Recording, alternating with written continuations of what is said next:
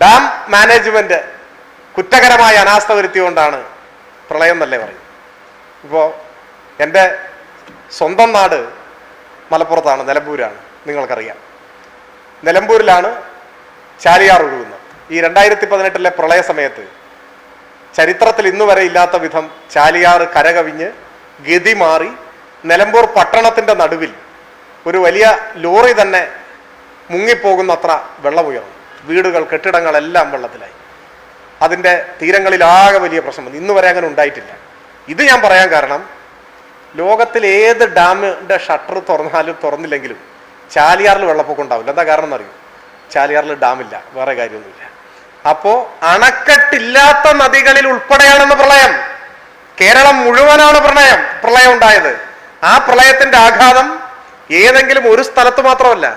അന്ന് ഈ ദുരാരോപണം ഉന്നയിച്ചപ്പോ ചില ആളുകളെങ്കിലും ചിലപ്പോൾ വിശ്വസിച്ചിട്ടുണ്ടാവുമല്ലോ, അവരുടെ ആളുകളെങ്കിലും. അതിനുശേഷം ഇന്ത്യൻ പാർലമെന്റിൽ ഈ വിഷയത്തിൽ മറുപടി പറഞ്ഞിട്ടുണ്ട് മന്ത്രി. സെൻട്രൽ വാട്ടർ കമ്മീഷന്റെ റിപ്പോർട്ടുണ്ട്.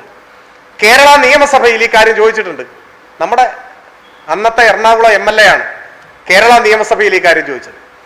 അന്ന് ബഹുമാനപ്പെട്ട മന്ത്രി അതിന് മറുപടി പറഞ്ഞിട്ടുണ്ട്. നിയമസഭയിൽ, കോടതിയിൽ, നിയമസഭയിൽ ചർച്ച ചെയ്ത് വലിച്ചു കീറി എറിഞ്ഞ ഒരാരോപണം ഇപ്പൊ ഞെട്ടിക്കുന്നേ എന്ന് പറഞ്ഞു വരികയാണ്. കോടതിയിലേക്ക് പോകാത്തത്, ആ വഴി പോയതേ ഓർമ്മയുണ്ടാവും എന്നുള്ള കാരണം കൊണ്ടാണ്. ഇത് അവരുടെ ദയനീയ സാഹചര്യമാണ്.